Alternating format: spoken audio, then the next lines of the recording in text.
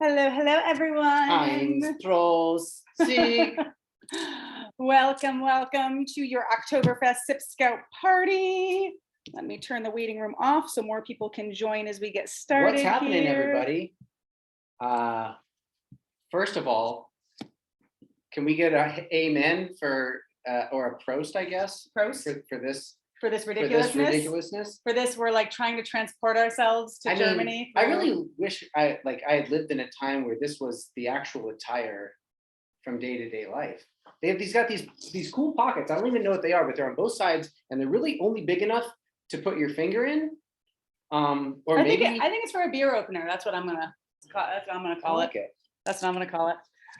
We're gonna give everyone a couple of minutes here while we get settled. Make sure you have your SipScout kit out and your beers. We need to grab our beers out of our little ice bucket here as well. For those of you, this is your first event. Welcome. We're very excited to have you. We keep these relatively casual because we like it to be time for you to talk and time for you to ask questions and time for you to engage with the experts we have on the show. And we're just like hanging out and hearing what you guys think about these delicious things that we've discovered. Yeah, and that we sent you to taste along with us here. Yes, Jay gives you an amen for the outfit and being able to wear this real time too. I don't know if I feel the same way. I don't know that I want to go around dressed like this all the time. I just feel like it's a little. Not all the. No, all the time. I feel like if this was just like when I woke up and I didn't have to think about, am I going to wear a T-shirt today, or am I going to wear a button-up? Or the Steve Jobs way, just wear a black turtleneck every day. Yeah, that's right. Except he wants to wear his lederhosen. Yeah, I love it. Same, but different. I love it. All right. Let me get this shared here. There we go. How's everyone doing? Patrick, Jay, everyone. Kristen, hello. How's everyone doing? Doing just wonderfully. Yeah. Hey. We are remiss for yet another year that has gone by that we Jay, everyone. Have not Kristen, been to, hello. Oktoberfest ourselves. But now that the world is opening up, maybe next year. That's right. Has anyone been to Oktoberfest who's with us here? Unfortunately. No? Click that. Is it on anyone's must travel list? Should we plan a SipScout party in Oktoberfest some year? Yeah, we should.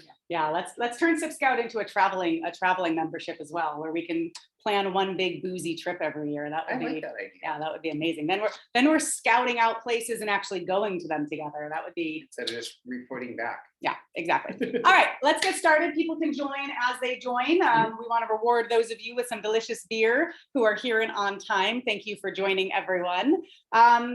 So what we're going to do today is we are going to enjoy some delicious Oktoberfest Indeed beer. we are. We have a special guest here with us today that Evan's going to introduce you to. Zach, give us a wave. So Zach is a certified beer steward, a beer judge, certified professional, and a home brewer. An amazing home brewer, a home brewer that we are constantly being like, dude, when are you going to start a brewery? Dude, when are you going to start a brewery? Can we make this legit? Like, let's come on. Like, he's received numerous accolades as a home brewer over the years. I think, a dozen awards from the Home Brewers Association, probably somewhere in the neighborhood of half of those have been golds. And most recently, I think was it your black IPA that was given a gold, Zach? Yes, that's one of my favorite styles, actually. Love that. Yeah, that was a super cool beer. Anyway, we're delighted to have him here to walk us through these delicious Oktoberfest style beers. Please feel free to chime in and ask questions along the way. Yeah, absolutely. What it means to be a beer judge. Yeah.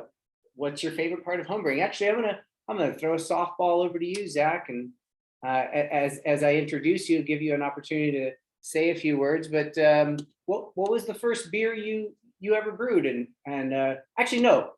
Why is it that German beer is your passion? Because we're talking about German style beers today, so yeah, let's go with that. Fair enough. I love German beers, honestly. Just in general, I wouldn't say everything that comes out of Germany I love, but I would say the beer styles in particular from Germany, I really, really appreciate. Some of my favorite things about them are just how malty they are, but most of them are also lagers, so they still finish really clean and really dry, which I love. So it's usually not a super heavy filling beer, but it still also has a lot of flavors. And another thing that you can always count on in Germany is that they are oftentimes government regulated. So the ingredients that go into those beers are very pure, and it's very heavily regulated and monitored. So you kind of always know what you're getting. Yeah, I think I read something today. It's called like Reingart or something, right? It's like an actual law over there. Yeah, it's the German purity law is what it's called. So they cannot add any additives that aren't main ingredients of beer, which would just be water, yeast, hops, malt, and that's where it stops. So, And I believe, correct me if I'm wrong, but wasn't that like basically the first law worldwide with regard to anything about alcohol quality standards, et cetera? Yeah, it was. Yeah, Cool. pretty amazing. Go Yeah. Germany. You may have noticed I threw a poll up there. We're going to be putting a few quizzes throughout so we can learn a little bit of Oktoberfest as we go. And one lucky winner is going to get $25 off a craft beer sampler that you get to choose. So we'll More of this or yeah. some of the other ones that we've enjoyed while we've been deciding what to include in your box. Absolutely. So play along, and we'll, for some of the ones that are a little more obscure, we'll make sure to talk about them a little bit.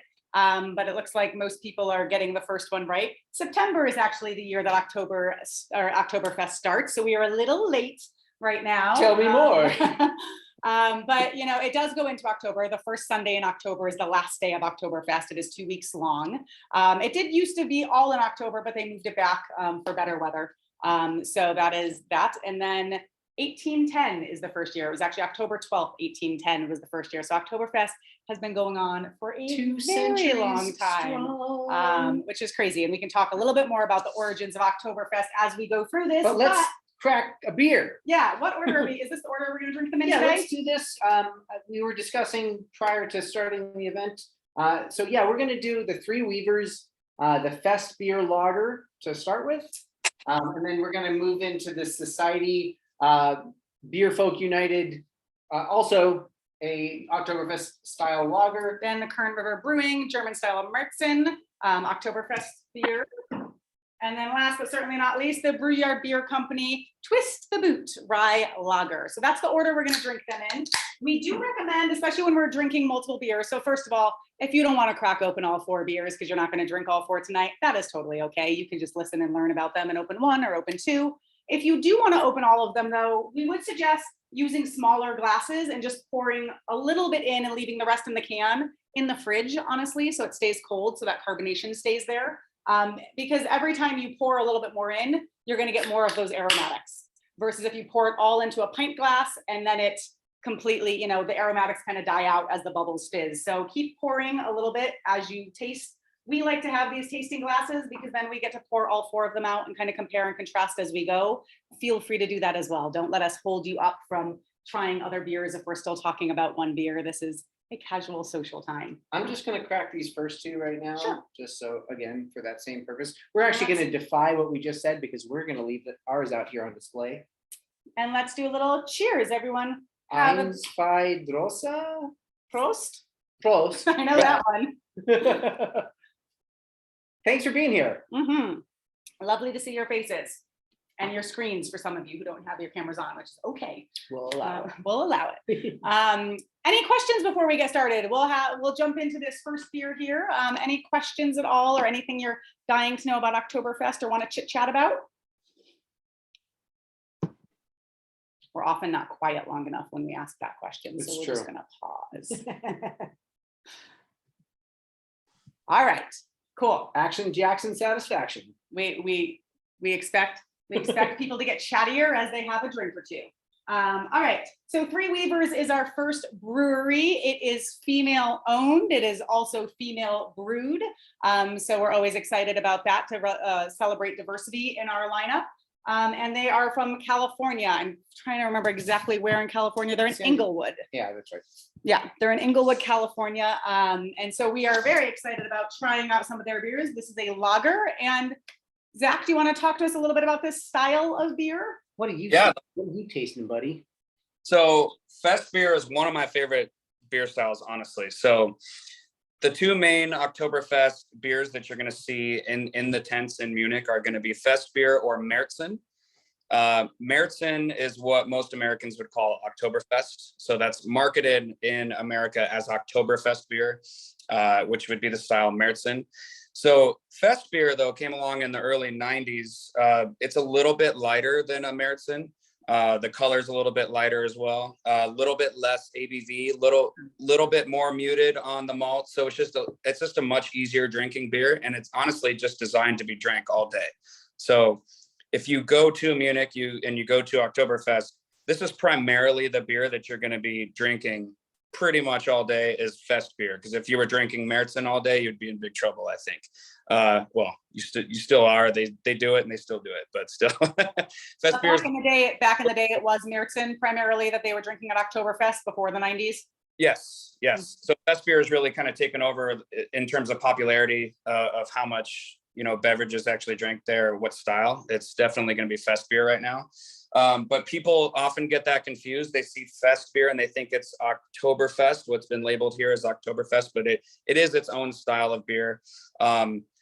Right off the bat, just by looking at it, you can tell much more, a lighter color. It's not really amber at all. You got a nice yellow color there. What you can expect from this is ABV is going to be typically a little bit lower. It's going to be somewhere between, high 4% to mid 5s. So it's a little bit lower ABV. You're going to get a little bit of, floral and dough kind of aromas in the nose. But best way to smell it is that right after you pour it, if you just put your hand on top of your glass real quick and just kind of let those bubbles do their thing, put your hand over your glass and you'll kind of trap all those aromatics in. And then just take your hand off, get your nose right in there. So what are you smelling, Zach? Dough and flowers are the first thing that come to me. Mm-hmm. Like pizza dough, like raw pizza dough almost. Raw pizza dough, interesting. And then a little almost like a white wine type of aroma to it as well. Hmm. I'm recalling a scene in a movie that some of you may have seen.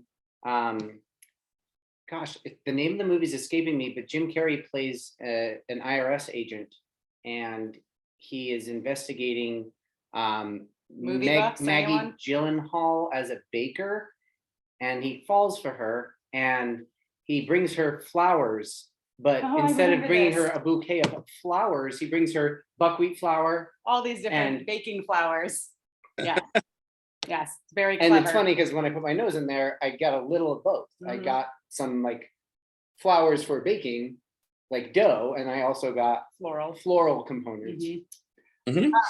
We have a question from Jay in the chat here. Does color equal taste? So what can you tell us about the kind of correlation between darkness, lightness, color? Yeah. Good question. I think you can definitely tell a lot by the color on how a beer tastes. So picture it as looking at a beer as like looking at a loaf of bread, if you kind of consider that. Because we're talking about the same basic principles there. So if you have a slice of sourdough or white bread, you're going to taste certain flavors, right? And the darker you get, maybe the more malty it gets, or maybe a little bit more sweet. Or you could even look at it like a coffee bean as a blonde roast versus a really dark Italian espresso roast. In your darker beers, you're going to get a lot of coffee flavors, intense coffee flavors. And you start moving down a little bit into your brown ales, you're going to get toasted nut, chocolate. You start moving down from there, and then now you're into your ambers, which is where you're going to get a lot of caramel type flavors, and then all the way down to something like this where you get just that kind of raw dough, straw, lightly nutty kind of flavors out of there. It's bread that's barely been in the oven. It hasn't been in the oven to the point that it's fully like darkened on the outside. Yeah. So malt kiln just like coffee beans. So if you have something there are a couple of unkilned malts, such as wheat. Wheat's not normally kilned at all. So it's something like Hefeweizen, you're going to be getting like, if you just grabbed a wheat kernel right off the field, that's the main flavor profile that you're getting, because you're not getting a lot of like kilning out of that. But the darker the roast, the more intense flavors you're getting, the darker the color is getting. So your color is coming from the malt specifically, and how much they roast that. That makes sense. Now, for most of us, at least I think here in the States, the term lager and a beer that is presented with this color Mhm. is going to be a lot, dare I say, less complex than something like this.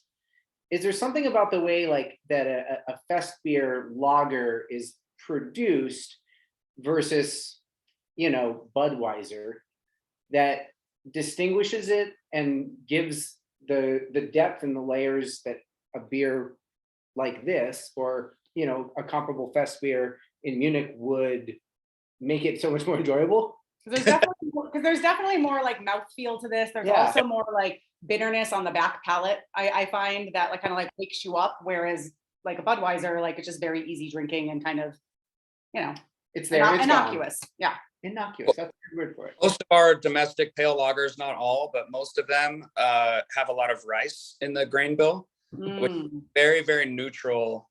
I mean, it does produce alcohol, but it does not produce a lot of flavor. So this is an all grain version of a lager. Also, breweries are extremely proud about their yeast strains, and oftentimes they're carried for centuries. As the case of, let's say, something like Iinger, or actually all but one of your breweries on this list right here. I don't want to give the correct answer. Which one could it be? Yeah. Thanks for not giving away the answer. Yeah.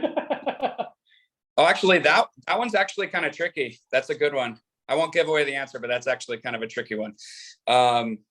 So yeah, the yeast is reused. It's passed on from generation to generation until they absolutely have to dump it because it stops making beer, or it stops making good beer. But it's a lot of it's tradition. And another thing they do in German beers, which is a real pain, which most home brewers would never even attempt, is it's a very time-consuming process during the brewing process. It's called decoction.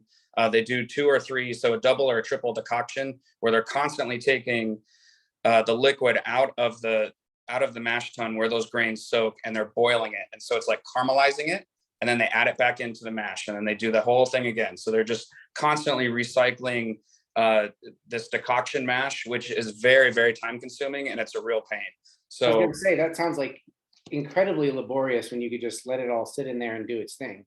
So most home brewers would never touch something like that. They would Yeah. say no. And same thing with a mass market lager. That process is just going to be too painstaking. It would cost too much labor, too much money with the amount of grains that would be used. So they're just not interested in doing that. So big difference in flavor there. Very helpful. Thanks, buddy. Yeah, that's insightful. Yeah. All right, we have our next quiz question up here. I'm going to let Evan read the actual names of the breweries that are man. here. Oh, that's brutal. Because he has better on accent. now. But Iinger is basically the one that is not, and the 6 that are represented are. Yeah, so in Munich, on the meadow, on the Wiesen, there are 6 breweries in Munich that are permitted to serve beer during Oktoberfest. They are the only 6 beers that are permitted to make what is officially labeled as an Oktoberfest beer, all one word, BIER. If you see that on another beer in Germany, there'll be problems. Yeah. They'll be held to pay. Yeah. I imagine that here in the United States, People we'll do get it. away with anything because Korbel still calls their champagne. We don't sign those kinds of treaties here in the US. We're rule breakers. We don't follow no rules. But Augustiner, Hocker Shore, Hofbrau, Lohenbrau, Polliner, and Spaten are the 6 houses that are permitted to make an Oktoberfest beer and have basically beer halls during the celebration of Oktoberfest. And essentially, when you go into one of their beer halls, or tents rather, they choose a fest beer that they're bringing to Oktoberfest, and you just walk in and you say, "I'll take a beer," and you get that beer that brewery. Ein Bier? Ein Bier, yes. And That's so, it. so it's not like you're going to a brewery here where you get to choose between your sour or Do you your like the Hefeweizen or your, Hefeweizen? it's like, What do this you is the think of the best beer. Kolsch? Yeah, exactly. Sorry if I led some of you astray, by the way, because Einger is one of my favorite breweries, but it was the one that was not the correct answer on that. I like it. I like it. Make it tricky. Yeah, they're not one of the original Munich breweries when that launched. Yeah. Right. Any guesses about how many people attend Oktoberfest in the 2-week period? Oh, this is a staggering number. Well, now you're just giving away. I mean, sorry, some people think 50,000 people is staggering. Yeah. Oh, I'm giving away more. Yeah, it's only 2 weeks. Thanks, Jay. Yeah. 50,000. Yeah, 3,050,000. So in 2 weeks, 6.3 million people descend on Munich Patrick Hackett, closest Yeah. without going over. from 55 different countries. Like in And 2 weeks. and- It's crazy. the consumption, like the volumetric consumption of beer is 7 million liters. So there's Yeah. 6.5 million people there. staggering. 7 million liters of beer are typically served during that 2-week period. 500,000 roast chickens. I don't know, if roast chickens in Oktoberfest is a thing. apparently. I think Yes. of sausages more, but Yeah. apparently Yeah, roast chicken's where it's at there. it does help that in Germany, the beer drinking age is 16, so more people can get in there and enjoy this. Spirits drinking is 18 in Germany, but beer drinking is 16. Keeping it respectable That's within a range. That's right. I have a quick question for Zach. Hey, Zach. Hey. A number of years ago, I was lucky enough to end up in Munich, not anywhere near Oktoberfest. It was January. Okay. But we did go into the Hofbrauhaus. Yeah. And from what I remember, this was a long time ago. But from what I remember, they were serving light and dark. Mhm. And so how does the light, like how close was that light to what is the Festbier? Is it the Festbier? As far as I know, the Festbier is actually only produced during Oktoberfest. Yeah. So it would probably be more along the lines of like a German Pilsner that they were doing. If you same thing. So I'd studied in the Netherlands for a while, and I got to go to Munich to visit one of my friends from there, and he took me to Hofbrauhaus. So that's really funny. Awesome place. The dark beer that they have there is one of my favorite beers in the world. Actually, it's Hofbrau Dunkel. It's amazing. And it used to be imported here in green bottles, which makes beer skunky. If you ever see a green bottle, by the way, you should probably stay away from it. Honestly, it doesn't taste like what the brewery wants it to taste like. And that's just the fact. So Heineken, for example, the most famous green bottle there is, does not taste at all like it does on draft. That skunky flavor is not supposed to be there. That's a direct correlation from the sunlight getting into the bottle and changing the way that the hops express themselves. So when Heineken found out what their beer tastes like in America, they're like, oh my God, this is not right. So they changed it to a brown bottle, which protects it much better from sunlight. And then all the Heineken drinkers were going, what'd you do to our beer? You changed it. So like, oh, okay, you guys. We like that skunky. Yeah. So same thing with the Munich Dunkel from Hofbrau, though. They had that in a green bottle, and recently they just changed that over to a brown bottle, and it's much better now. So you can find that at Total Wine Bevmo. It's really, really good. In fact, you can find everything off of that original breweries list except for Augustiner. That's the only one that's not exported, and supposedly it's the best. So it might just be the best because you can't get it. I don't know, but I've heard really, really great things about them. So Yeah, envy breeds like putting something on a pedestal, I'm sure. Mhm. Jay, that's a good point. Sunlight causes skunk. Temperature variation certainly does. And alcohol, especially things that are non-distillate, things that are simply fermented, are UV sensitive. And that's part of the reason why the vast majority of wine that isn't white wine is in dark glass, because it protects from UV and the impact of light. It's not drastic the way that temperature fluctuation and temperature spikes can be, And air. but yeah, over the course of years of aging, or sometimes with beer, just an unfortunate afternoon in the sun at a picnic, a clear glass bottle versus a brown glass bottle, and by that extension, probably somewhere in the middle, a green glass bottle, will impact the way that the product tastes when you finally open it. Can is a really good vessel for beer, to be honest. So it's safer than a bottle as long as it's canned correctly. Shall we move on to our second beer here? I think we should. This is the one from Society Brewing Company. They are also in Southern California. Brandon, I'm curious if you're willing to chime in here. I think most of our beers, 3 of our 4 beers are from Southern California, and you're from Southern California. So if you know anything about these breweries or like other beers of theirs, we'd love to hear a little bit about them as well. But Society Brewing is in San Diego, California. This is quite nice. Yeah. And this is a similar style beer to the first one. So nice to kind of try these 2 together, maybe go back and forth between them a bit. I feel like this one has a little bit more of the floral, actual like floral flowers instead of baking flowers. And both of these, if you're familiar with any Southern California breweries, anyone else on the call here, The Brewery, BREUREY, is a very well-known brewery. They make really delicious sours. They do a lot of great sours. The 2 men who started Society Brewing Company, They're alumni, right? they met at the brewery. So That's they right. both worked at the brewery and decided to start their own brewery called Society. Yeah, I like this one. It's a little bit less malty, I think. It's just a little bit more, it's a little easier drinking. Maybe slightly less bitter. These beers aren't really designed to be very bitter either. They really want like the malt to kind of shine through on these. The Society seems a little nuttier to me too. Behind the doughy kind of floweriness of the first one. Like cashews, not like a strong nut. Maybe. See that? Yeah, the first one definitely has a little more bitterness for me. Sorry, was someone trying to speak?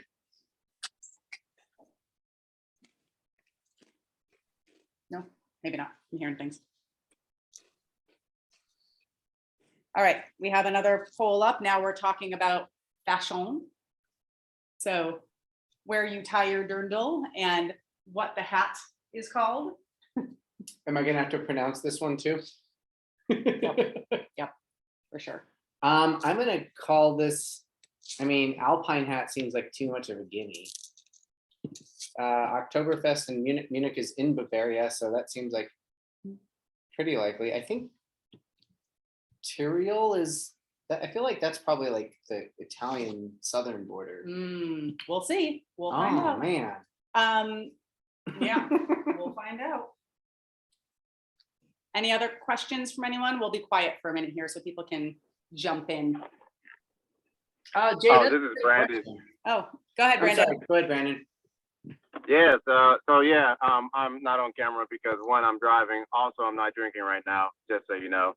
Glad that those aren't both going on. Yes. But Society is like one of my local favorites down in San Diego, and their Festbier, I had it probably about 3 weeks ago on draft, and definitely a fan. Nice, easy drinking, like crisp, not too overly like floral, but just a nice balance of like subtle nuttiness and like kind of like cracker. So yeah, a fan. Well, I happen to be driving from San Diego to LA right now, so not able to do too much. Well, Excellent. hey, right on. Thanks for your diligence in chiming in and joining us and participating. So, Yeah, and we appreciate it. kudos. I'm glad that you and I both agree on that little nuttiness. Yeah, yeah, 'Cause for sure. I feel like it's kind of nuanced and it's pleasant. It's subtle. It's fun. Have you tried the one in the can yet, or have you not cracked into these yet? I haven't cracked into them. I didn't realize I was going to be driving today, so I was going to be participating, but had to hold off. Yeah, no worries. I was just curious, when you do try them, I'd be curious to know how different, to Zach's point earlier, the draft version tastes from the canned version, and all, that's always an interesting kind of Sure. comparison to understand. Yeah. Jay, you made a good point with regard to the location that beer, I'm assuming you're referring to where the beer is being brewed.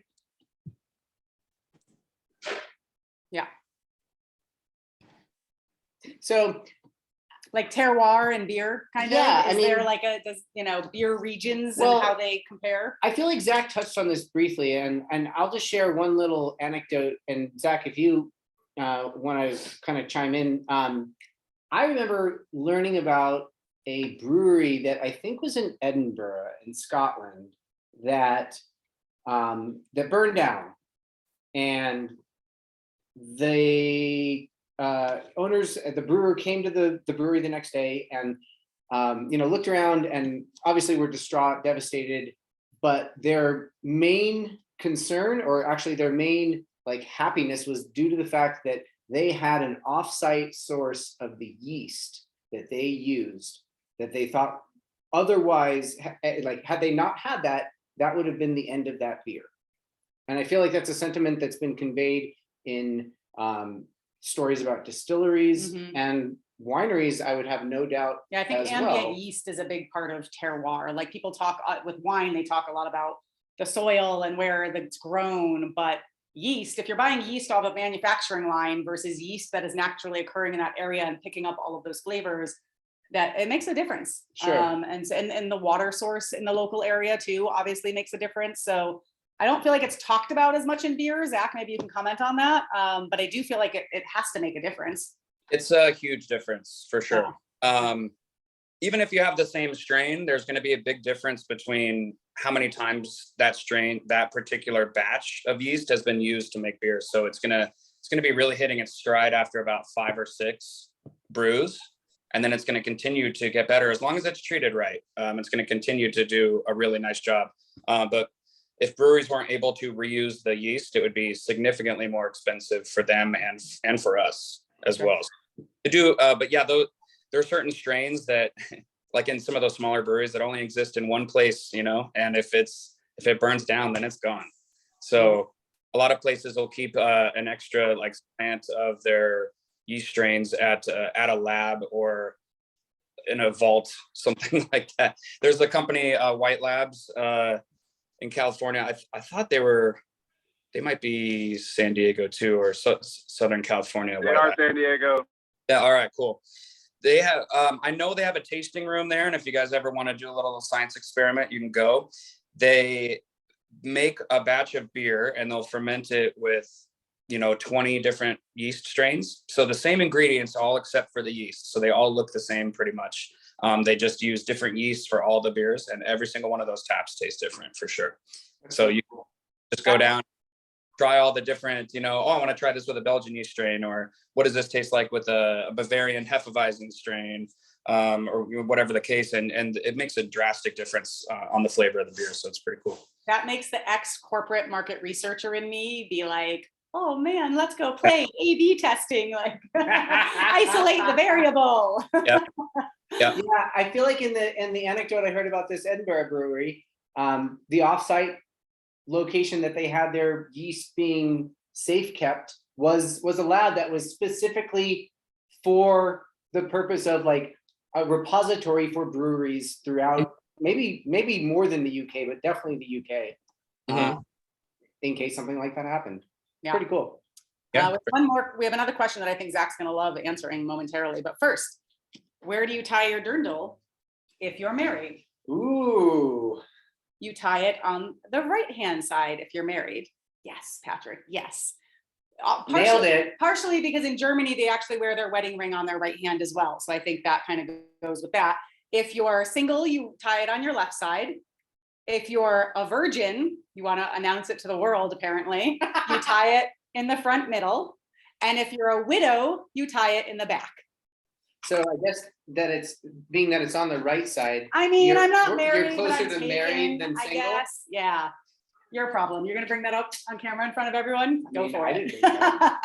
didn't And then what is the traditional men's hat worn at Oktoberfest called? So lots of people did guess Bavarian hat, understandably, some Alpine hat as well, because that also makes sense, but it Is is, it Tyrolean? it is Tyrolean. Interesting. Yes. Tyrolean Lannister. Yeah, and the feather that you often see in these hats, the feather was an indicator of wealth. So way back in the day, people could get peacock feathers because they were wealthy. And so they would put a feather in their hat to indicate that they were of higher stature than others. So because this one is red, it's probably more valuable? Probably, who knows? Because this is authentic. This is Oh, right. genuine red. This Yeah, is that not looks like a real a feather. chemical dye. Yes, exactly.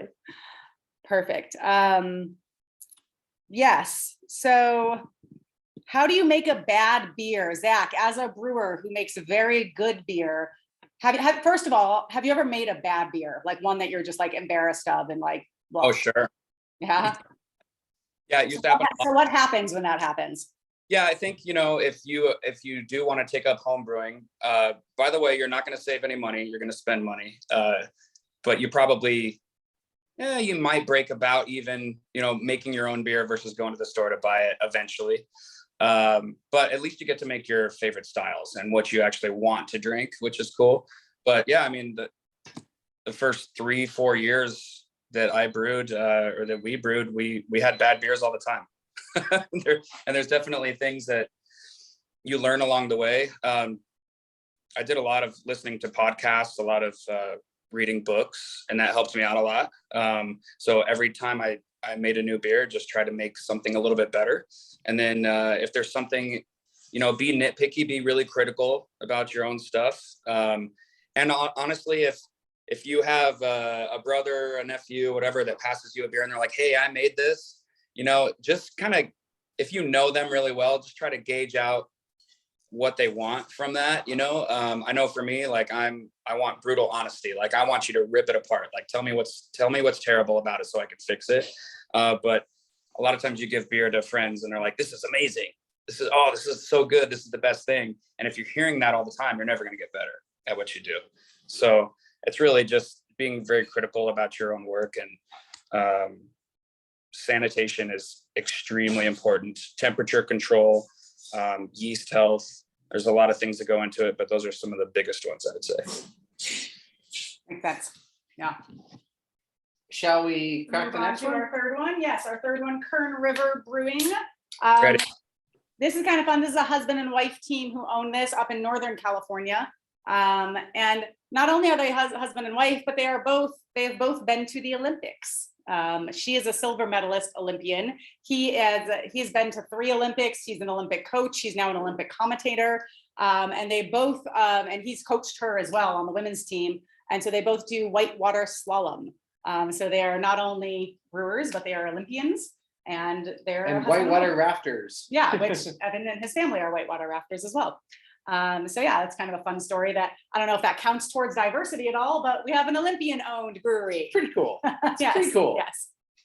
I didn't realize that whitewater rafting was an Olympic sport. The back whitewater that far. slalom. Yeah. Yeah. He did it in 92 was the earliest. Yeah, I thought it was like 2002 or 2012 even. I Yeah. don't know. You guys notice anything about the color? Yes. So we're now stepping into Märzen, right? So we're getting a lot more amber hues. These can be amber, orange-ish in color, definitely much darker. So as we get into this color, you're going to start getting a lot more of a little bit of a caramel impression out of it. So it might be just a little bit sweeter when you first take a sip, but it should still finish dry. One of the things that I've come to understand about the Oktoberfest style of the first 2 beers that we've had versus the Märzen lager, being that these are both lagers, one of the things that caused Märzen to be the original, the reason that it's the style that is the original is not so much about intention, but about what was available in terms of brewing and making beer, and specifically the kilning techniques. And in 1810, kilning techniques were, here's a fire and here's my grain, and I just have to keep moving the grain around. And nowadays, you have machines that can very precisely control the temperature, the environment that the barley that the grain is in as it's kilning. So you can get a much more precise cook, so to speak, than you could 200 years ago, which results in, the depth of color that you see in Märzen. They got perhaps overcooked, and that's like a stretch. It's not really overcooked, but is that something that kind of jives with your understanding, Zach? Definitely, regionally that would determine what styles of beer you were making back then, for sure. Like one really good example, take water, for example. In Dublin, in the Wicklow Mountains, their water there was perfect for brewing a stout, and they would try to brew a lighter beer and it just wouldn't turn out great, and they just didn't know why. But just the pH was just a little bit different, or it had different mineral content.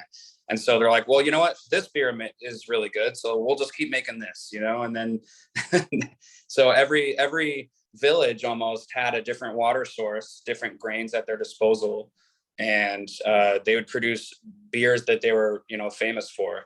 That happened big time in Germany. Almost all the beer styles are little local beer styles. Kolsch is from Cologne. Let's see what else. Alt beer. Dortmunder export. Those are all styles of beer that derived from villages and their water source and what they had on hand. Yeah, that totally makes sense. I mean, beer is somewhere in the neighborhood of 5 to 10% alcohol, and the other 90%, by and large, is water. There's a percentage or two of various flavoring and aromatic components that need not be in high volume to be recognizable for humans. So the vast majority of what you are ingesting and tasting is water. So and of if the course, water that is makes a big difference. if the water's hard, if Yeah. it's mineral laden, if it's high alkalinity, the pH is markedly low, that totally makes sense that would probably impact not only the flavor, but your ability to ferment. Like, I'm sure that yeast are very environmentally susceptible. And if you have a yeast that performs well at 6.7, it might not at 7.8. Yeah. Yeah, that is true.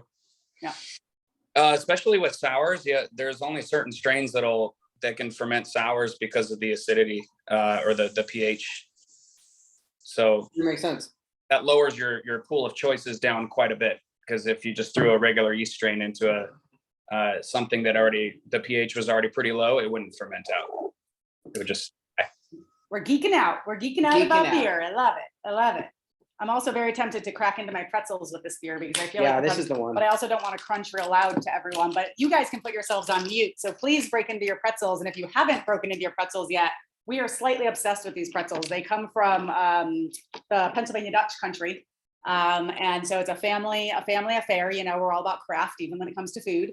And so they've been making these hard pretzels for a very long time. And I don't know, I've never really even thought that I was all that excited about hard pretzels until I had these, and these with beer are just killer. I feel like these are particularly fun because there's a real hard crunch as the outer shell, but as you break through it, it becomes, it's like, it's not going to break your teeth. Fluffy. Where some hard pretzels feel like they're going to break your teeth for sure. All right, where in Munich does Oktoberfest take place? We're kind of split on this. We have about 25% across everyone who took this in each one almost. But the correct answer, Evan actually gave this to you earlier. He said it, and I almost hit him and was like, you almost gave this, but it's the Weissen. And it's actually short for Weissen, because the very first Oktoberfest way back in 1810 was actually a marriage celebration. It was a wedding between the Crown Prince of Bavaria to Princess Teresa of Austria, I believe. So. And he actually later became King Louis the First. Right. But it was their wedding essentially. And at the very end of the wedding, it was like a multi-day affair, which is why Oktoberfest is 2 weeks. It kind of mirrors their wedding celebration. But on the last day, I believe they had a horse race, and the horse race was held in something that was named then Teresa's Meadow in honor of the new bride. And so Weissen stands for Teresa's Meadow, or it is translated to Teresa's Meadow. Kind of a fun thing to have your wedding celebration capped off with a horse race. Doesn't everyone? I thought that was normal. Isn't that part of everyone's wedding? Yeah, for sure. I like the idea of the horse race, and frankly, it helps me kind of have some joviality about the idea of Märzen, and the idea that Märzen translated in German is March. Mhm. And I had this funny idea in my mind for a very long time that there was a horse race, and then, you know, everybody marched up to the new crown prince and his bride, and, you know, offered their blessings and Yeah. adulations, and that's why It's called Märzen. it's Märzen. Like, there's this march beer of like everybody marching for the, you know. Does king- anyone know king why and it's called queen. Märzen? Have we said Yeah, that? it's the wrong March. It's actually the month March. It's when they Ding, ding, brew it. Yeah, they brew it in March and they age it, you know, through the year. Yeah. And drink it in October. That was a September. real, like, that really broke my neck. I was like, wait a minute, it's not about like actual physical verb marching, it's the month of. No, And you're saying, it throws you off because all the nouns are capitalized in German. So in English, there's March and there's March, but Yeah. like it's all capitalized in German. and I think they brewed it in March back then, because isn't it cold fermented? Isn't it a cold It's a lager? lager. Lagered, yeah. And So cold by lager, that's what I necessity- meant, cold lager, no. And so by necessity, because it started to warm up after March, that was kind of the last month of the year they could really do it, Right. since there wasn't refrigeration And- then. And also brewing ales was not something that they were really familiar Familiar with or they- doing, yeah. That was like the last of, they couldn't brew beer. Make After all- March ended, they're like, we Oh, can't make no. beer anymore. Oh, no, yeah, But they also like that you put an age on Märzen to like, you know, get the you know, wood effect and the mellowing out, as I understand it. I'm not a brewer, but like yeah, I don't think I knew that, all Märzens are aged. I could think, I assumed the color. they might not be anymore, but that was Originally. like part of their charm. Yeah, back I then, would imagine by virtue of the fact that the fermentation begins in March and they're generally released historically for Oktoberfest, at least 6 months of age is Oh. probably more than you would see for most beer. For sure. Ferment doesn't take that much longer. It takes a little bit longer than an ale, but what you're really doing there at cold temperatures is you're trying to clear the beer up. So like if you hold this up, it's like, it's really, really clear. You can see right through it. So the flavors mellow out a little, all the yeast settles out of suspension, any like grain particles, all that just kind of mellows out, goes away. So that's the whole point of lagering, is just to condition the beer. So it's not going to make any more alcohol or anything like that. But it's just cleaning itself up, basically. Zach, the time frame that we're talking about, I know that fermentation is something that can be drastically impacted by temperature. But a Märzen beer historically would be done fermenting probably by May, even if it wasn't being tapped until September, correct? Or can you really like slow it down that much that it might take 6 months to fully ferment a beer? No, I don't think so. It would be, on the fast side, it would be about 7 days. And then on the long side, it would be 16, 17 days. And that's at the outset. Okay, Yeah, fully fermented. right. And so the rest of that time is just conditioning. And do you feel like most of the beers that you're familiar with in this style are conditioned with the yeast present, or is that something that is, do they separate the beer from the dead yeast after fermentation usually? They do try to do that, yeah. Because what'll happen is the yeast will die eventually.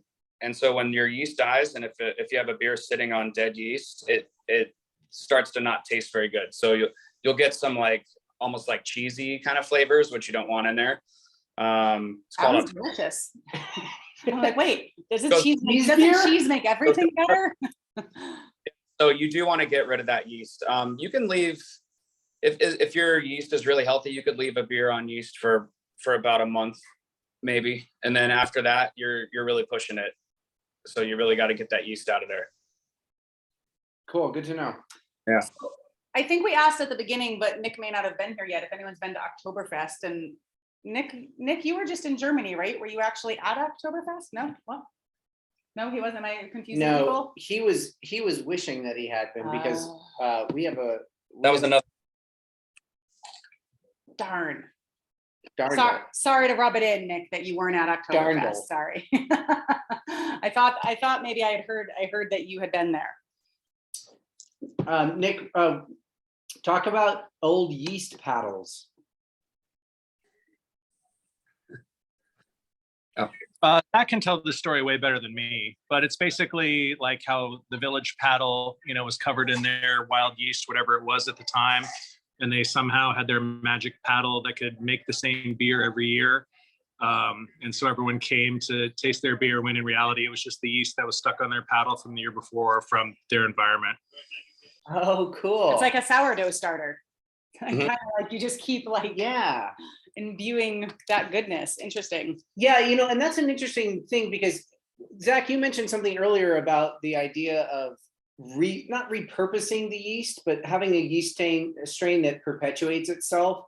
And so when you said sourdough starter, I kind of think of there being a starter that's essentially perpetually on the counter, and you take a pinch of it and put it in the dough to create another batch of sourdough. Like the mother always remains. You don't ever, yeah. Right. And so eventually you'll run out of the mother.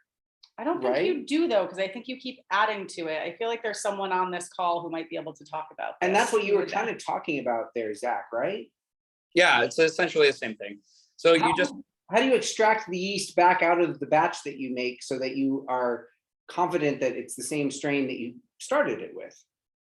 So there's a couple of different processes, but you have to be very, very clean and sanitary with it. So oftentimes, as soon as the beer is drained, it's done fermenting. They'll take, they'll harvest that, and you can at a homebrew level, you can store it in something like a mason jar or something like that, with a little bit of the wort in there, a little bit of the beer in there, and then you can store it in the refrigerator, and theoretically, it would stay okay as long as the container that you put it in was very sanitary. And whatever you use to scoop it out was very sanitary. It shouldn't get infected with anything else. It just kind of depends how good your brewing practice is. On a You large, have to periodically give it nutrients and food essentially, and before you repitch it, but yeah, Mhm. Okay. because it's kind of dormant phase. It's done its job, and it's just in a dormant phase. So before you give it another project to work on, you want to get it pumped up, kind of thing. Fascinating. Super cool. Activities not at Oktoberfest. I'm very impressed, you guys. You guys got this right. I thought Nailed it. I thought the elementary school field trip would get everyone because it got me. But apparently there are lots of elementary school field trips at Oktoberfest, and there are lots of children at Oktoberfest, and there are even kids' days at Oktoberfest. Really? Yeah, so it's a family affair. But pony rides are not there. There are horses there, but they are not for riding. Strangely enough, you'd think if there's kids there, maybe there'd be pony rides, but no. But there is crossbow shooting range, and it's actually in a tent. It's in one of the main tents. And so you can be sitting there having a beer, and it's like up on a platform from what I've seen. And they're like doing this crossbow shooting like across. And Is there axe throwing? probably, I don't know. No, not that I know of. There is also religious mass. It's primarily for the employees, but anyone is welcome to go. But it's, it takes a village to put this thing on. So they do have religious masses kind of at Oktoberfest as well. I do want to do a quick PSA. We are on for another half an hour for everyone who can stay. We have one more beer to get to, but in case anyone does have to leave at 6, for those of you who are SipScout members, next month is whiskey tasting. So we're doing craft whiskey. We're very excited about it. My number one favorite whiskey that has been my number one favorite whiskey since I've started the Crafty Cask and discovered it is actually in this kit. And it is the very first time I've been able to get it so that I can put it in a kit and share it with people. So I am so freaking excited to introduce you guys to this, as well as the other ones. The other ones in there Couple are other great gems in this collection. Yeah. We're stoked for sure. Yeah, so we're very excited. So if you know any whiskey enthusiasts in your life, let them know that join by November 1st. And for those of you who aren't members yet, join by November 1st to make sure you get in on that kit. And then in December, we're doing a holiday mixology kit. There'll be enough ingredients in there to make 3 different holiday cocktails, 2 of each actually. So you can do it with your partner. It can be a fun holiday date night, and you can get inspiration for your holiday party later that month, perhaps. 100%. So lots of fun stuff coming up there. Going back to this last trivia quiz poll, beer was actually not served at the original It's true. Oktoberfest, or for, I think, roughly, I mean, almost a decade that Oktoberfest existed initially. It was kind of like an Agricultural agricultural fair. Yeah. festival where people would like show off the biggest pumpkin that they grew on their farm, or like, look how many eggs my chickens laid. For those of us this who grew up in year." small towns, both of us included, we know what this is about. The 4-H clubs, all that good stuff. Pretty interesting. So it's actually not that surprising that there were elementary school field trips there. Yeah. Because they're probably trying to keep some semblance of like the original Oktoberfest. Well, and alive. from what I understand, the majority of Oktoberfest is pretty modernized, but there's actually kind of like a secret tent that you can, like, if you know about it, if you find it, you can pay to get into it. It's like a paid tent, and it's trying to bring back to life the really original old school version of what Oktoberfest used to be, including like very old timey games and old timey, like, food and drink that like people don't typically enjoy anymore. Lots of accordions. Yeah, probably. I think that's still very, very much a thing. I would hope so. Yeah. I'd be kind of disappointed if I went there and there were. I mean, If there wasn't an accordion like every 20 feet. how do you play this wonderful German music without an accordion? You mean the chicken dance? Yes, that's a fun one. The chicken dance is very popular at American Oktoberfests, but apparently you will never hear that Not a thing. in Germany. But you will hear the YMCA, and you will hear John Denver. and you will hear 99 Luftballons. I mean, 99 Luftballons. At least it's At least it's a German song, but like For John sure. Denver. Yeah. Country Road. Why is that playing? Yeah. West Virginia. Exactly. So- Go ahead. I was gonna say it's a random collection of the weird songs that you hear in Europe sometimes at bars, and then everyone just stops doing what they're doing and starts singing, and you're like, how do you guys know this song? Exactly. When I was in Spain, it was all about John Bon Jovi. Like everyone, and I mean, this was like after John Bon Jovi was like in his heyday, and everyone, I was like, how do you all know all these John Bon Jovi songs? I know like 2 John Bon Jovi songs. I know. Maybe. Dublin loves Bruce Springsteen. It's Yeah. just like, it's the weirdest thing. Like you go around, there's like a Bruce Springsteen bar in the Temple Bar area that's like an entirely dedicated to the boss. It's like little unexpected things. Yeah, it's so interesting. Our last beer is this Twist the Boot Rye Lager. So I'm assuming that means that the grain that they are using to make this is, I don't know if it's 100% rye, but There's certainly got to be some. rye dominant. There's a little bit in there. So we're excited to try this. Breward Beer Company is in Glendale, California. And this is Asian American owned. So again, happy to have a little bit of diversity in our lineup here. Always excited to support underrepresented groups, especially in the craft alcohol industry. The craft alcohol industry is one industry where women, minorities are even more underrepresented than in some others. So we're always happy to find when we can and share, so we can support Anybody that them. So we can support them. Especially when they make delicious things. Couple of questions that we've Missed. not addressed. Okay. Is it worth aging beer? Like when you have beer at home, I would imagine, like a bottle of beer or can of beer, is it Or worth is it- aging it? Best like fresh like bread. I would say, so Zach can chime in on this, of course, but I would say most brewers really get their panties in a knot about like, drink it fresh, drink it immediately, like to the point where I think it's a little overblown, to be honest. So I would say most brewers would probably say, no, please do not lay down that bottle of beer and age it. That would be my guess. But we'll go to the expert on this one. It depends on the style is really what it boils down to there. So IPA, you want to drink that ASAP because you got a lot of delicate hops in there, so you're going to lose bitterness and aroma if you don't drink that fresh. Hefeweizen is another one that you're going to want to drink really fresh. It's wheat. Anything hazy is probably meant to be consumed quickly. The most notorious of which would be like the modern hazy IPA. I mean, those get 3, 4, 5 months old. It's a gigantic difference from the moment it leaves the brewery. So you definitely want to drink those fresh. Good general rule though is the more alcohol it has, the safer it probably is to age.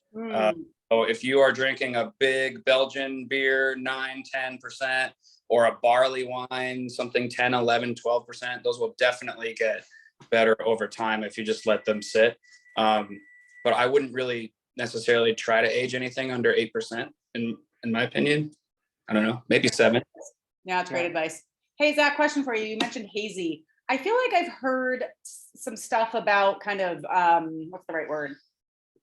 Shadiness with hazy beers that some brewers like aren't. So A, how do you get the hazy in there the right way? And B, what, like I've heard of things like people throwing flour in their beer and things of that nature. And then they're really like drink it fresh because it starts to clump and do weird things.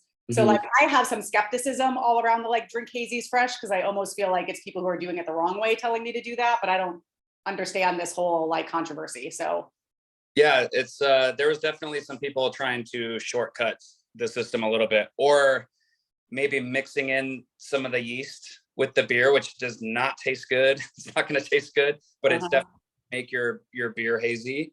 But I mean, everything that produces those haze inducing proteins is already known about now. So I would like to think that most breweries got that figured out without shortcutting it or cheating it. But at first that was only known to a couple of breweries. yeah. And until the secrets started getting out, it's the yeast strain that's used, because some yeast strains really flocculate really well. So they'll settle down into the bottom in a really dense kind of like patty, like a cake.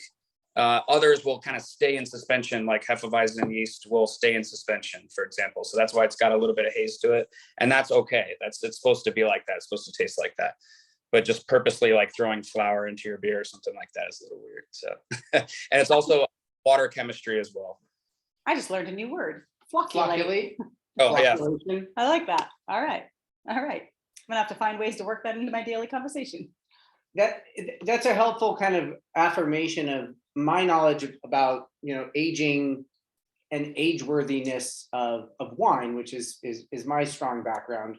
And in general, wines that are more vibrantly aromatic, and not just vibrantly, but more delicately aromatic, are the ones that are a lot more susceptible to overaging, essentially, where they'll just kind of fall flat after enough time, and you'll get the acidity and you'll get the alcohol, but the brilliance of the fresh vibrance of the wine when it was first bottled can be gone just in 2 years. So, yeah.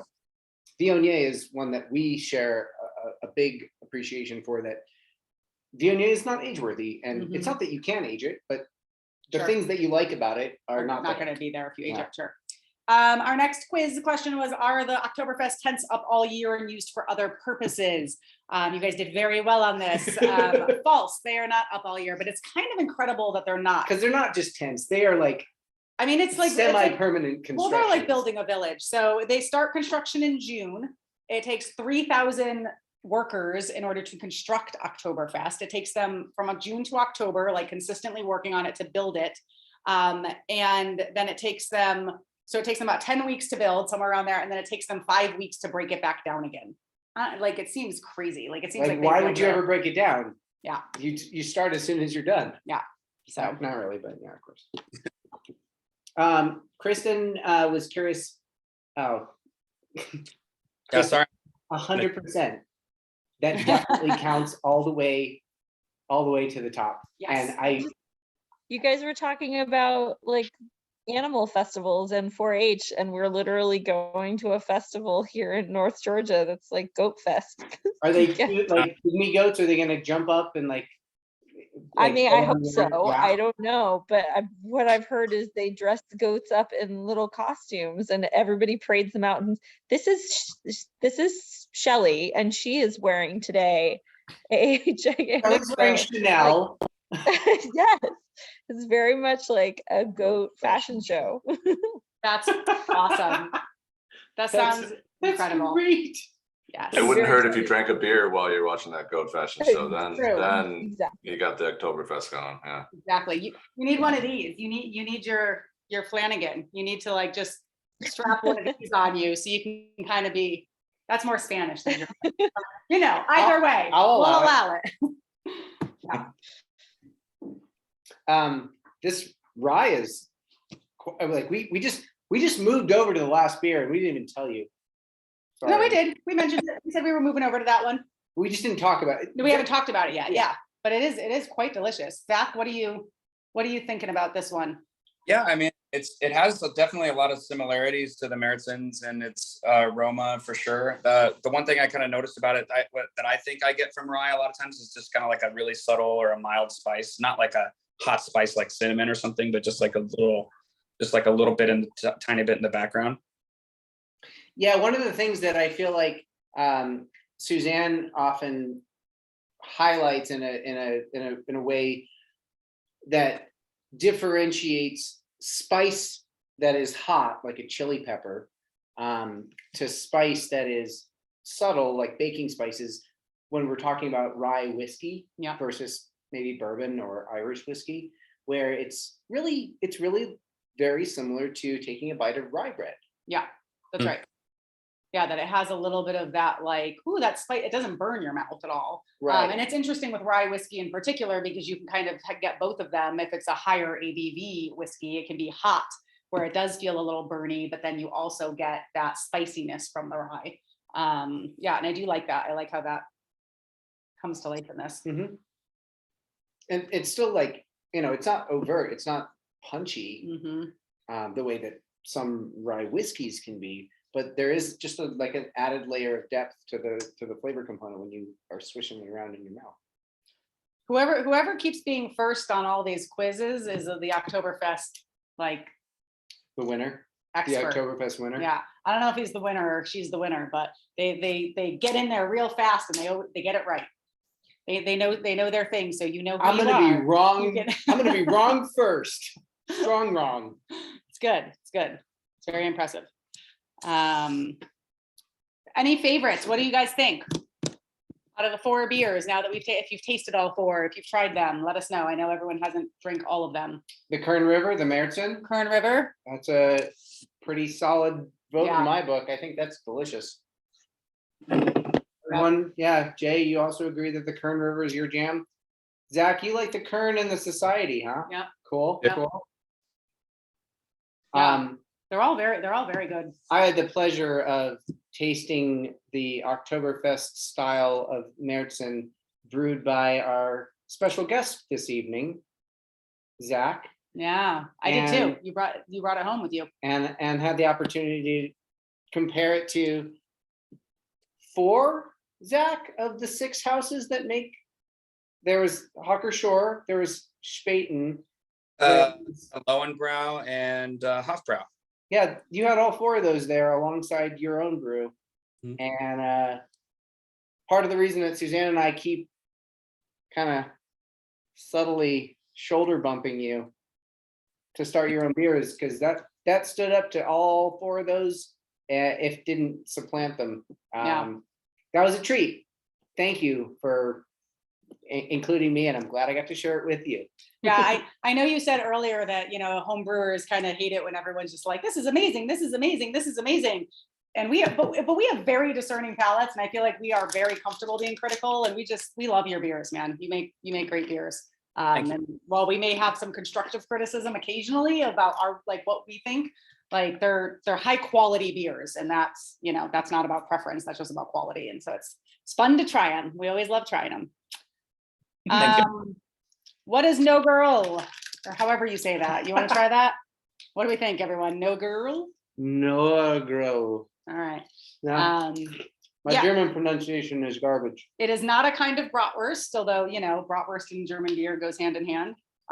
It is leftover beer. And so it is talked about in the sense of, if you have a little bit of beer in the rest of your stein and you're ready to get a new one, do not add new beer to it. Toss that no girl out. And toss that no girl out. No girl. However you say it. Yes. And keep it fresh, basically. So that kind of stale beer at the end that you want to get rid of. We have a couple more here that I'll get through. Any questions, any thoughts, any ideas for future SipScout kits that you guys would love to see? Yeah, what do you guys want to see? What do you guys want?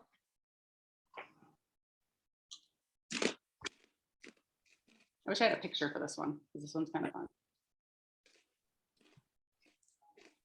Gin. Oh, Jay, gin. Interesting. I like that. Yeah, Yeah, I can get on board with that. Yeah, and that could be fun because we could do a gin tasting with maybe a couple little mixers in there, so we could also make a gin cocktail. Sure, Mhm, 100%. mhm. Since a lot of people sipping gin straight isn't for everyone, but it's the best way to get to know it. Yeah, I would have guessed the crossbow shooting range too, probably with the Cupid's arrow. But it is actually the bathrooms, and it's funny. Everything I've read about this, that everyone is like, none of us, for the life of us, can figure out why there's giant Cupids everywhere with arrows, and that means bathroom. Like, but luckily, it makes it very easy to find the bathroom. So that's kind of Yeah, and that's why. What's the most important thing to find when you're lost at Oktoberfest? yeah. I mean, can you imagine being at Oktoberfest looking at these giant signs and like not being able to find the bathroom? I mean, I feel like if you are going to know phrases in foreign languages, probably number one is where is the bathroom? Yeah, more important than the library. Number two, arguably number one is thank you or excuse me. Those are probably hand in hand. And then, well, for our purposes, cheers. Cheers. Cheers has to be up there pretty Yes, high. cheers is up there pretty high as well. They put them up together. I thought we tested this and they put them up separately. So the first one's a guinea. You know the first one's true. There you go. There you go. Because the follow-up question, this does not have like good sequencing for surveys like I'm used to. Conditional. We really like the fact that this exists, and we really like the multiple choices that we gave you. So Yeah.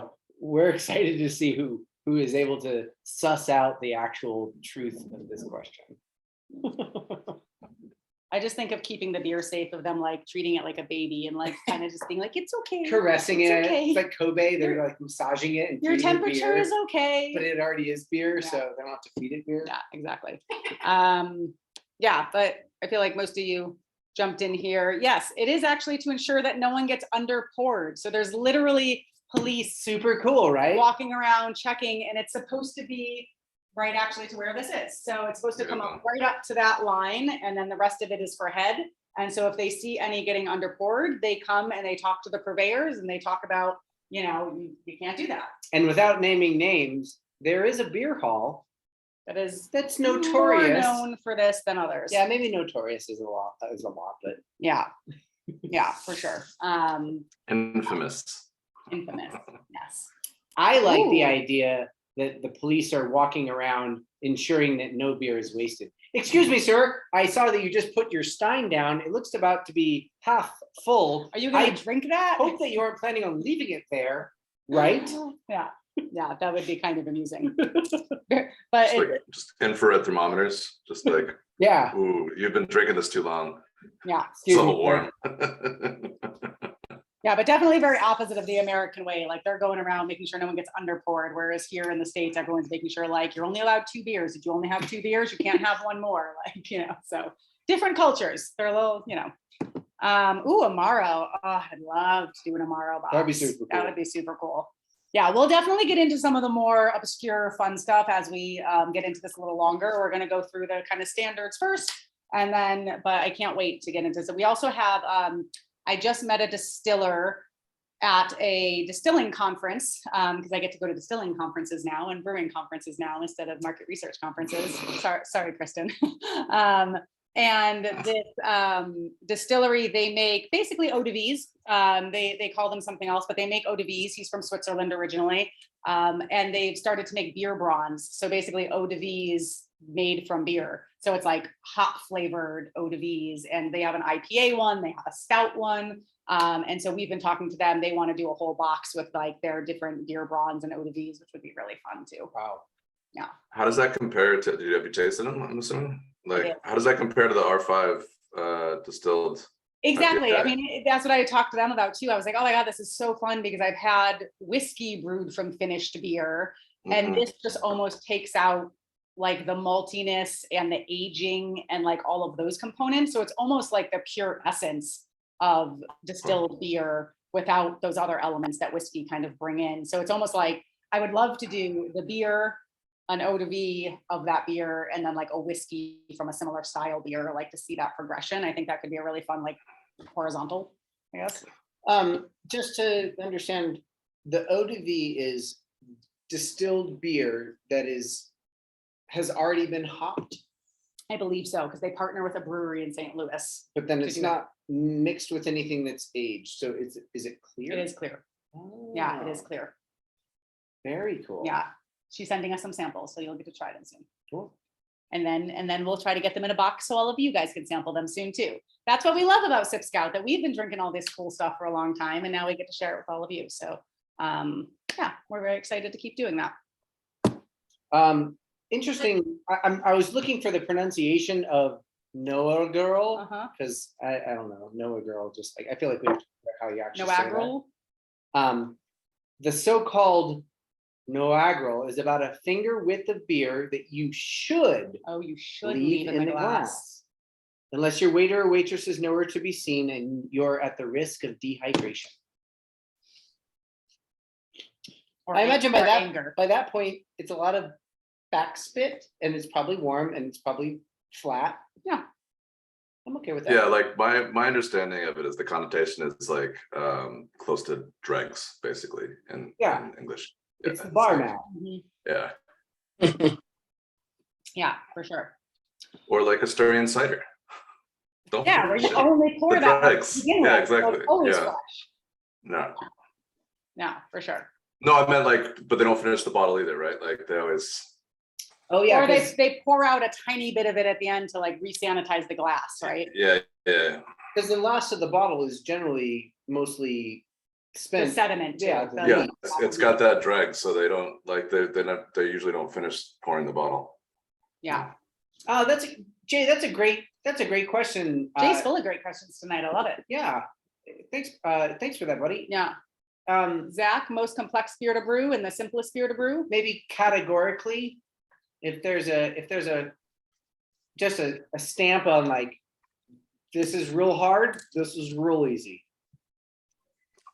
You know, I would lean towards IPAs as being easier.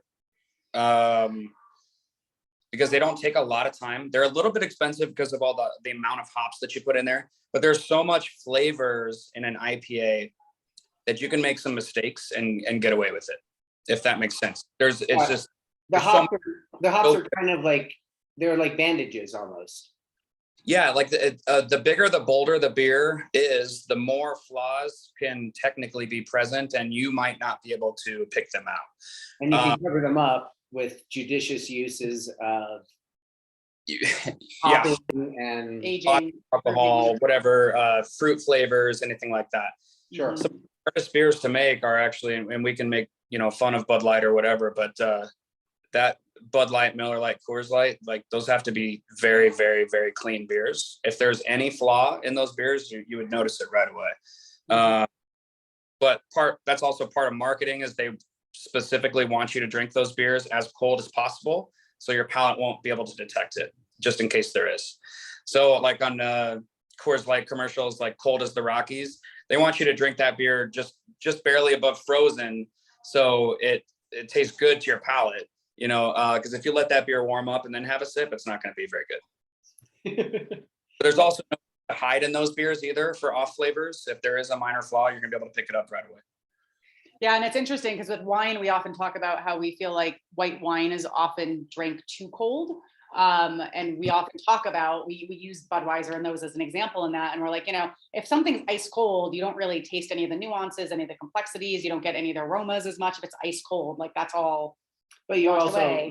miss out on the brilliance of a well-made. Exactly. But if it's something you want to taste those nuances and complexity of, like you want it to be a little warmer. And so that's, yeah, it's interesting. And I think that affirmation, Zach, is confirmed by the fact that most craft breweries, at least until very recent times, have been heavily focused on ales. And simply due to the fact that lagering a beer and the minutia and the nuance that require the sanitation and like the cleanliness that manufacturing companies essentially like Budweiser and Coors Light can adhere to, because they have teams of chemists and QA. sanitation crews. Mhm.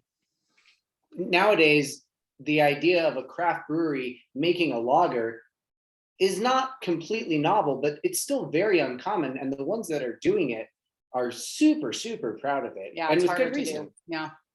It is harder. It takes a little bit longer to ferment, longer to age. They're very clean beers, so you have to be really careful. Like I said, if there's any sanitation issues, you'll be able to pick those up right away. Another style that's kind of easier to make, I would say, would be probably Imperial Stout, like a big stout, because you got so much roast flavors and it's just heavy. The only thing that can ruin that beer would be if your alcohol is too hot. Like, you don't want it to taste like rubbing alcohol or burning sensation. But if that's all fermentation temperature stuff. So if you could just avoid that, should be pretty good. That was actually the second beer that we made, and it turned out really good.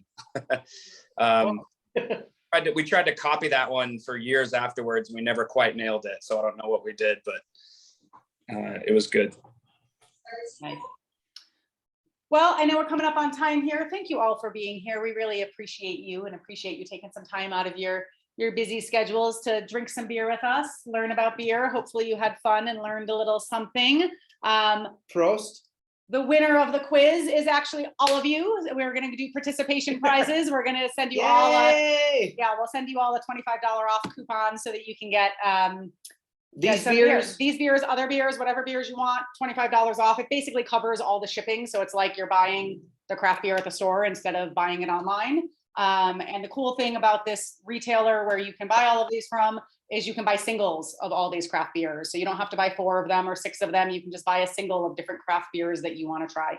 And we love that. We love that you can create your own kind of mixed pack. So we'll send you guys all a $25 off coupon for that. Happy Oktoberfest. best Budweiser, Oh, Bud Light, geez. Bud Dry, Bud Platinum, Bud Ice, Bud Supreme, Bud Select. I've never even had most of those. I mean, I'm pretty sure it's just Budweiser. I think it's Bud Heavy. If you're gonna be compelled to drink Budweiser, it's Bud Heavy. Yeah. I don't even know. Isn't it the champagne of beers? Isn't that the best one? That's Miller High Life know. Light. I know. No, Or it's no, not light. It's not light. Miller High Life. I love, yeah. I laugh for laugh. Yeah, exactly. Thank you, Zach, so much for sharing your wisdom with us. Yeah. And sharing all of your good. Cheers, good my stuff. friend. I know you and Evan are both a little stressed right now that the Cardinals are playing and you're here instead of watching the Cardinals game. So we will let you go cheer on your team. Go Redbirds. Yes. If you could call it that. Yeah. And hopefully we'll see you all next month for our whiskey tasting. We look forward to seeing you then. All right.